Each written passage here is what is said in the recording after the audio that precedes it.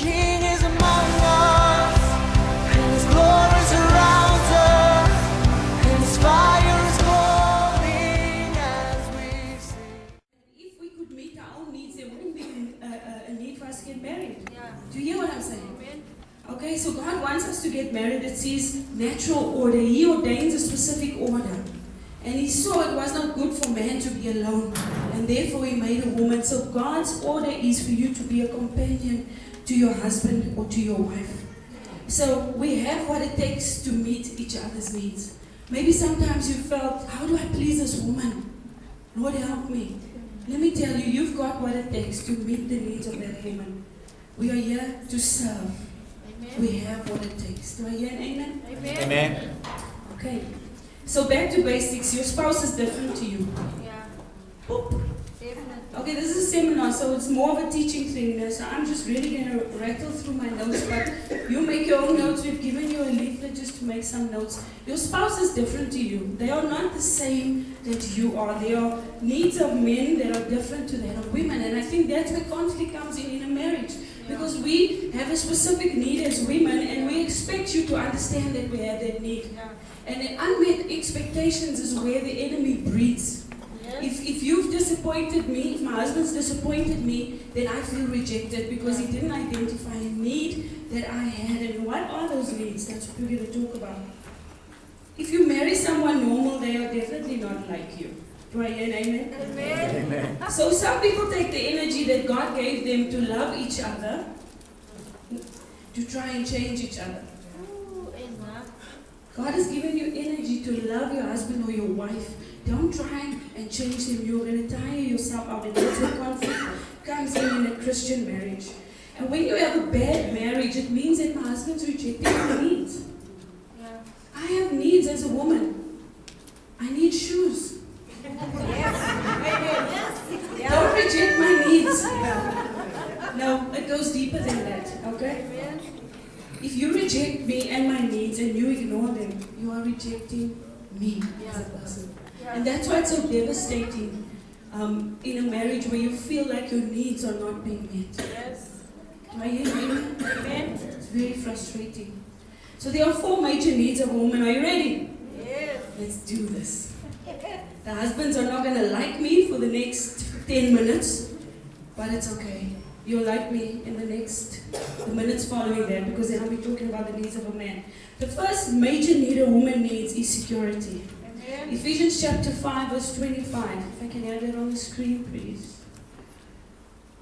It says, husbands, love your wives as Christ loved the church and gave himself up for her. How does Christ love the church? Let's just pause there. How does he love the church? Unconditionally. Whether she's fat, whether she's thin, whether she nags, whether she hollers and screams, whether she's in a crazy mood, you need to love her as Christ loved the church. That's the standard that God has put out there. But the problem with us is that we are moved by feelings. And when our wife is acting crazy, then we don't feel like we love her and we want to go and feel and love someone else. Ooh, enough. Just by the way, it's easy to feel and love someone else. But you made a commitment before God. Amen. Amen. Very quiet in this church. Men need honor, women need security. Give your life for your wife as Jesus gave his life for us. Love her more than you love yourself. And some of you are so into yourselves. I see your selfies on Facebook. This is my Monday look. You know, I just bench pressed 200. Check it out. You know what? More than you love yourself, you need to love that woman. Just take a look at her. She's so beautiful. You need to love her more than you love yourself. I'm challenging you, men. Women feel more secure in an environment where there is a sacrificial, sensitive man that they are married to. A man that would say, I will do anything for you. They are most insecure when they are married to a selfish and a detached man. And if you are insecure in your marriage as a woman, it could be that your husband is so into himself, he's got no time for you. Sure. Security to a woman means, to my hurt, I will meet your needs. I will do damage to myself to meet your need, my wife.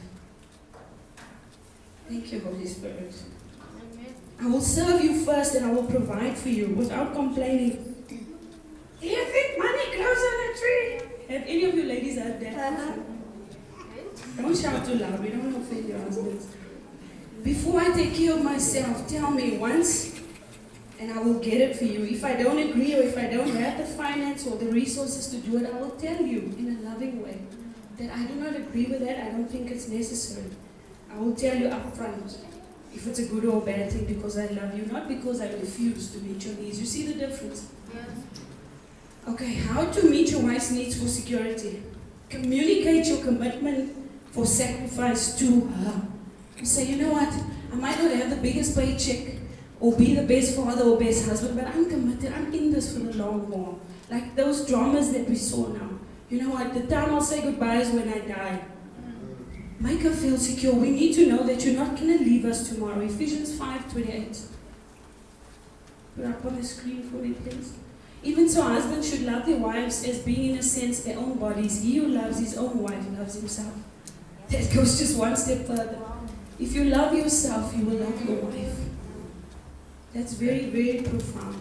Very profound. They say, I'm in this for the long run, babes. I'm willing to sacrifice for you. Nothing is as important to me than your needs. Whether it be emotional needs, because sometimes we just cry, we don't know why we're crying, but it's because something's out of sync. Don't say, what is it now again? Don't just go out and leave the woman to her own devices. Yesterday was a typical example. I was just overwhelmed and tired and frustrated, and I was rattling off in my poor husband's ears. It was like, the whole day. And last night when we got home, I just said to him, just hold me, just snuggle with me, just rub my back, just pray for my knee, just do all the things that I need you to do now. And I felt so much better. Sometimes we need you to just be there. Amen? Amen. Be sensitive to her needs. Never should she have to nag or beg. Now I know you guys like to say, a nagging wife is like a jerking tap. It's better to live in a house than on the roof than to live in a house with a nagging wife. Question, why is she nagging? You are not listening to her. Underneath that, there's something. You need to say, okay, let's regroup. Switch off the volume for a minute. What is actually the issue? And your wife never should actually nag and beg and holler and cheerlead for your attention. Yay! Those are things that should come standard. You should do it every day. When you send your wife a call or message, it means that she's on your mind. I know a lot of you here are not romantic because I know you personally. But you know how special that is to us. You just send us a message randomly during the day. What you doing? What you want? I'm hungry. Is there leftovers, but just saying to her, you know what? I appreciate you. You sexy beast, I love you, give you some ideas. Things like that, okay? It shows that my mind is not somewhere else, but it's on you. There was a guy that wrote his wife a poem every day. This guy's a legend, man. Every day he wrote a new poem. He'd have his quiet time with the Lord, and when she came to the dining room, there would be a poem dedicated to his wife. Now that to me says that his wife was on his mind while he was sitting there. And there's nothing more precious than that. It's better than material things. Do I hear an amen? Amen. Be sensitive to her because, security means like, my wife is going through something at the moment. How do I meet that need? Sometimes we just, as women, we want you to listen. But you men want to fix it. Sometimes we want you to just shut up and listen. We don't need you to fix it because 90% of the time we have an idea of what we need to do. Do I hear? Amen. Come on. Talk back to me. We just need you to listen. And because God made Adam the way he made Adam, Adam wants to fix it. He wants to put his hands in there, he wants a hammer and he wants to fix it. Sometimes you don't need to fight all our battles for us. Just be there for us.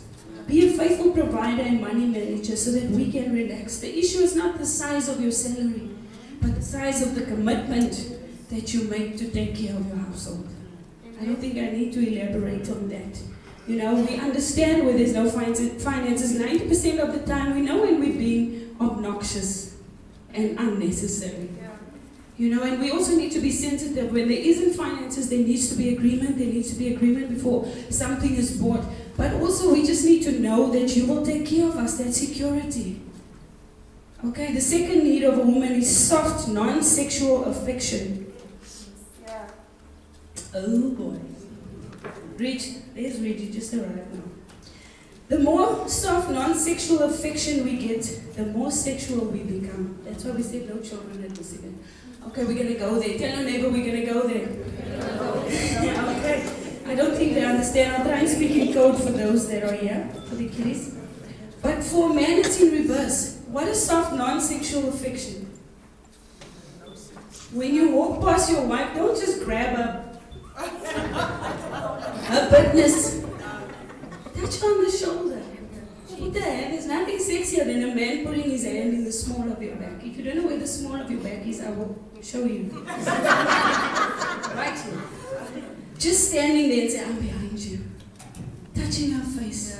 Just kissing her on the nose, kissing her on the forehead.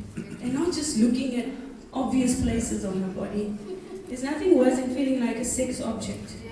Listen to her when she wants to be held. What's important to her is that she means more to you than just sex. That you are connecting on a non-sexual level. Okay? You cannot just touch your wife in that sexual way. You have to try to just give hugs and just do things that girlfriends would maybe do together. Just hang, you know. Just holding us when we're hurt does wonders for us. Okay? Once I was in the queue in Pick and Play, this was many years ago. And you could see this guy was so crazy in love with this woman. And he was standing behind her and he just had his hands around her waist. And he just turned around and he kissed her on her cheek from behind. And everything, all the women that were standing around was just like, yes please. You know, can I buy that here at the store? You know, that's what we like as women. It just shows that, you know what, I'm standing here, you in front of me, and you are on my mind. Your presence is tangible. Your presence to me is tangible. It's okay, you can grab a bottom every now and then. But not all the time, because it makes us feel like, really, am I just a piece of meat to you? And no. Third need of a woman, open and honest communication. And that means we need honesty from you. We need honesty from you. We don't want grunts and groans and say, how was your day? Fine. What happened? Nothing. We want detail. Okay, I know you guys, it's like the most impossible thing for you to give detail. Even when you send a message, Barry, it's 2 words. You know, it doesn't sometimes make sense. We understand what you're saying. But sometimes detail is important because it fills a need in us, because we are detailed beings. Am I getting through to you? Okay? If you really want to connect with your wife, sit down face to face with her and just let her speak. And just say, let's talk about anything and everything, and say to her, you know what, ask me anything. What do you want to know? And be honest, because we know when you lie,